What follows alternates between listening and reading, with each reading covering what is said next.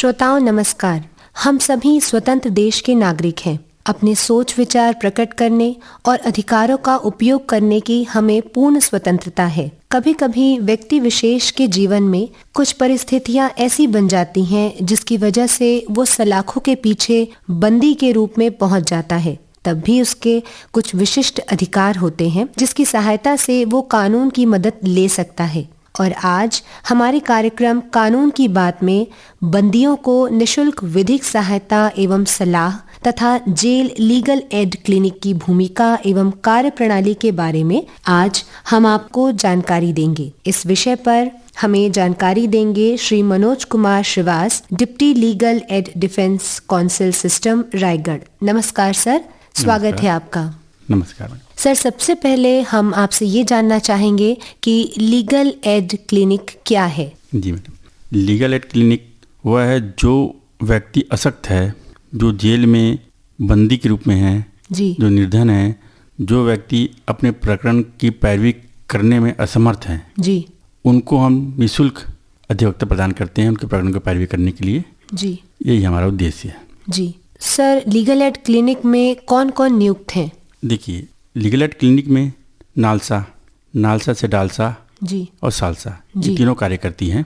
सर्वप्रथम नालसा में मुख्य न्यायाधीश इसके संरक्षक होते हैं जी तथा द्वितीय वरिष्ठ न्यायाधीश राष्ट्रीय विधिक सेवा प्राधिकरण के कार्यकारी अध्यक्ष होते हैं। जी सेम इसी तरह डालसा में जिला एवं सत्र न्यायाधीश इनके कार्यकारी अध्यक्ष होते हैं एवं जिला विधिक सेवा प्राधिकरण की अधिकारी वो सचिव होते हैं। जी ये समय समय पर कार्यक्रमों को जो नालसा के द्वारा हमें आदेशित या निर्देशित किया जाता है उसका हम पालन करते हुए सभी जेल में बंदी हो या जो आसक्त हैं, जिनको आवश्यकताएं हैं, उनको हम विधिक सेवा के माध्यम के द्वारा उनको सहायता प्रदान करते हैं।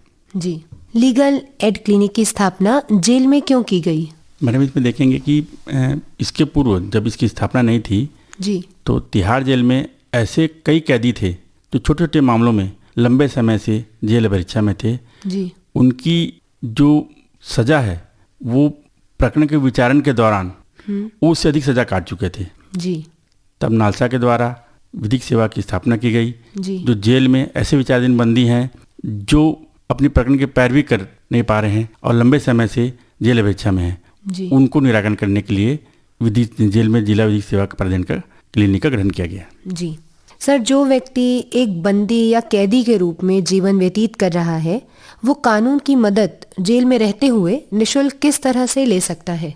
जिला जेल में विचाराधीन जो कैदी हैं जी वो जिला जेल अधीक्षक के पास जाके एक आवेदन प्रस्तुत कर सकते हैं कि मैं गरीब व्यक्ति हूँ, मेरे घर में मेरे अलावा और कोई व्यक्ति आयोजन करने में असमर्थ हैं, जी मुझे अपने प्रकरण की पैरवी करने के लिए निःशुल्क अधिवक्ता की आवश्यकता है। जी इसके साथ साथ जिला जेल में लीगल एड क्लिनिक खुला जिसमें समय समय पर जिला सत्र न्यायाधीश के द्वारा जो अध्यक्ष होते हैं वो और हमारे सचिव उनके द्वारा जा करके कैदियों से मुलाकात करते हैं और उनसे पूछते हैं कि आपके प्रकरण की पैरवी आप कर रहे हैं या आपका वकील है कि नहीं, उस संबंध में जानकारी लेते हैं। तब वो अपने प्रकरण की पैरवी करने के लिए उनको समक्ष अपना आवेदन प्रस्तुत कर सकते हैं या मौखिक बोल सकते हैं। जी इसके साथ साथ LADC का जो कार्यालय है जी वो भी समय समय पर जिला जेल में जाकर उन कैदियों से संपर्क करते हैं कि आपके प्रकरण के पैरवी करने के लिए आपके वकील हैं कि नहीं।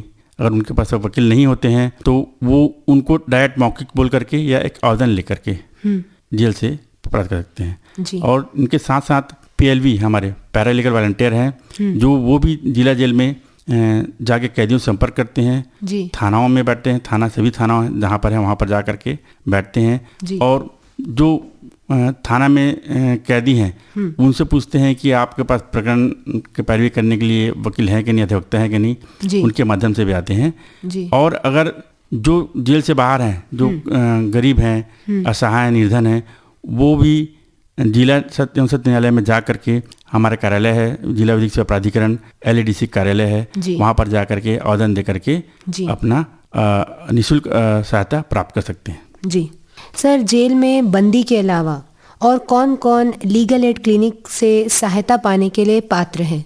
इसमें जिला जेल में तो सारे अधिवक्ताएं, जजेस जाकर के संपर्क करते हैं जी और इनके अलावा जी। जो महिलाएं और बच्चे हैं वो पात्र हैं, और अनुसूचित जनजाति के सदस्य, औद्योगिक श्रमिक, जी। जैसे आपदाओं से ग्रसित, जैसे जाति, हिंसा, बाढ़, सूखे, जी। भूकंप तथा आपदाओं से ग्रसित आदि के शिकार व्यक्ति, जी। और साथ में ही विकलांग व्यक्ति जो चलने फिरने में असक्षम हैं, वो भी सहायता प्राप्त कर सकते हैं। जी। हिरासत में रखे हुए, जैसे कारागृह, किशोर संप्रेक्षण गृह में बालक, जी। मनोचिकित्सकीय अस्पताल या मनोचिकित्सकीय परिचर्या गृह में अभिरक्षा में रखे हुए व्यक्ति जी। प्राप्त कर सकते हैं। जी। साथ ही साथ ऐसे व्यक्ति जिसकी वार्षिक आय 1.5 लाख रुपए से अधिक ना हो, जी। वो प्राप्त कर सकते हैं। बेगार या अवैध मानव तस्करी, जो मानव व्यापार के लिए जो यूज होते हैं, जी। या वो जो उसमें ग्रसित व्यक्ति, जी। ये भी प्राप्त कर सकते हैं। जी।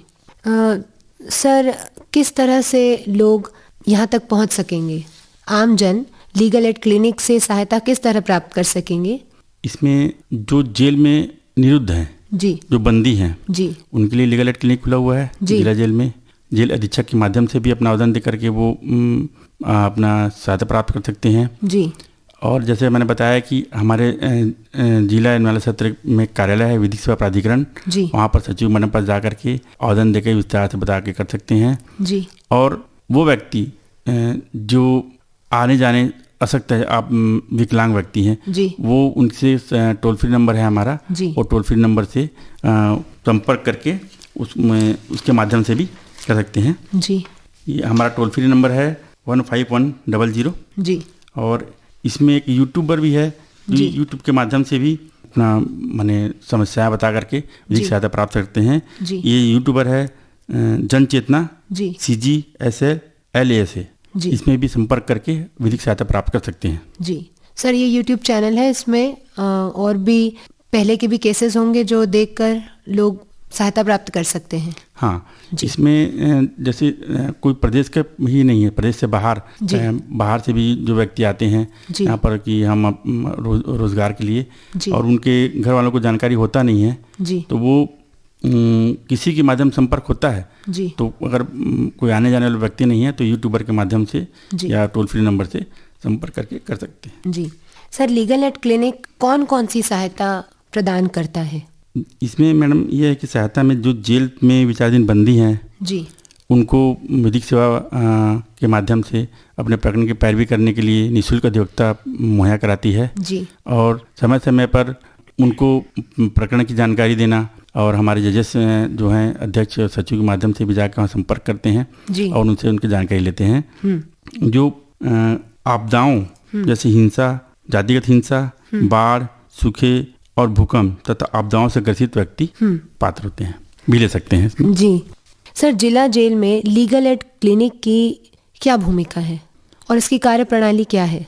जिला जेल में विचाराधीन कैदी जो लंबे समय से अपने प्रकरण की पैरवी कारण जेल में निरुद्ध रहते हैं, वो उनको अपने प्रकरण के बारे में जानकारी होता नहीं है कि उनके प्रकरण में क्या चल रहा है, प्रकरण किस स्थिति पे है और कहाँ तक प्रकरण का पैरवी हुआ है। जी। उसमें हमारे जिला विधिक सेवा प्राधिकरण के द्वारा समय समय पर बंदी गृह जाकर इस बात की जांच करती है कि उससे जो सहायता प्राप्त हो रही है, जी, है ना, या उनको जो अधिवक्ता प्राप्त हैं उनके द्वारा प्रकरण की पैरवी सही तरीके से की जा रही है कि नहीं, उसकी जानकारी जिला जेल विधिक सेवा प्राधिकरण के द्वारा, जिसने जिला एवं सत्र न्यायाधीश के द्वारा सचिव के तथा LADC legal aid defence council के जी, अधिवक्ता एवं पैरालीगल वॉलंटियर जिसे हम PLV भी कहते हैं, समय समय पर बंदी गृह जाकर ऐसे व्यक्ति सूची तैयार करती है जो जमानत आदेश प्राप्त करने के पश्चात भी अपना जमानत मुचलका प्रस्तुत कर पाने में असमर्थ है जी, या अर्थदंड की राशि पटा पाने में असमर्थ है, जी, या फिर उसके द्वारा किए गए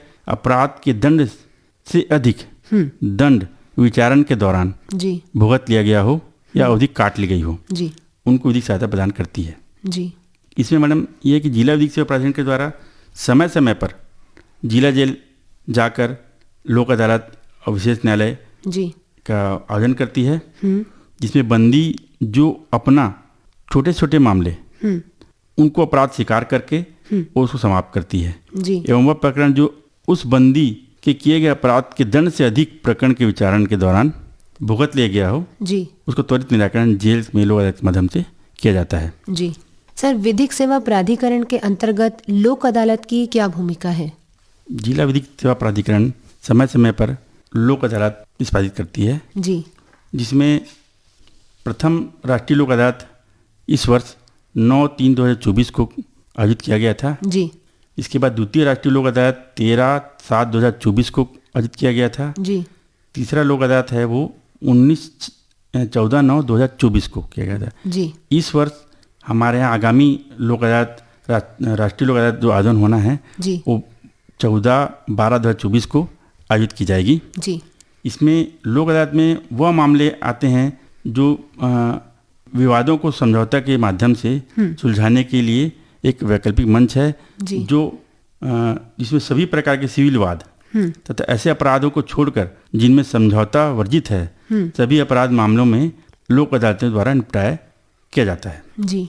लोक अदालत के फैसलों के विरुद्ध किसी भी न्यायालय में अपील नहीं की जा सकती है जी। लोक अदालत में समझौते के माध्यम से निस्तारी मामले में अदा की गई कोर्ट फीस लौटा दी जाती है और इसमें प्रदेश के सभी जिलों में स्थायी लोक अदालत के माध्यम से मामले को सुलझाना के लिए अदालतों में प्रार्थना आवेदन पत्र प्रस्तुत कर सकते हैं कुछ ऐसे भी मामले होते हैं जिसमें व्यक्ति अपना केस न्यायालय में पेश नहीं कर पाया हो उसके लिए प्रावधान है प्री लिटिगेशन स्तर पर बिना मुकदमा दायर किए ही पक्षकारों की सहमति से प्रार्थना पत्र देकर लोक अदालत में फैसला कराया जा सकता है जी। इसमें मैडम ये कि नालसा के द्वारा जो लोक अदालत गठित किया जाता है ये लोक अदालत वैकल्पिक विवाद निवारण तंत्रों में से एक है यह एक ऐसा मंच है जहां न्यायालय में लंबित या मुकदमे पूर्व चरण के विवादों मामलों का सौहार्दपूर्ण ढंग से निपटारा समझौता किया जाता है विधिक सेवा प्राधिकरण अधिनियम 1987 के अंतर्गत लोक अदालतों को विधिक वैधानिक दर्जा दिया गया है उक्त अधिनियम के अंतर्गत लोक अदालतों के द्वारा दिया गया निर्णय सिविल न्यायालय का आदेश को माना जाता है जी। तथा यह अंतिम होता है तथा सभी पक्षों पर बाध्यकारी होता है तथा ऐसे निराकरण के विरुद्ध किसी न्यायालय में अपील नहीं की जा सकती है जी। श्रोताओं, आज हमारे बीच Shri Manoj Kumar Shrivas, deputy legal aid defence counsel system Raigarh मौजूद हैं और इन्होंने हमें जानकारी दी बंदियों को निशुल्क विधिक सहायता एवं सलाह तथा जेल लीगल एड क्लिनिक की भूमिका और कार्यप्रणाली के बारे में। सर, आपका बहुत बहुत धन्यवाद। आपने सरल शब्दों में हमारे श्रोताओं को इसकी जानकारी दी। धन्यवाद। और अब हम उम्मीद करते हैं कि आपके लिए ये जानकारी लाभप्रद साबित होगी और इसी के साथ इजाज़त दीजिए प्रतिमा अजमानी को। नमस्कार।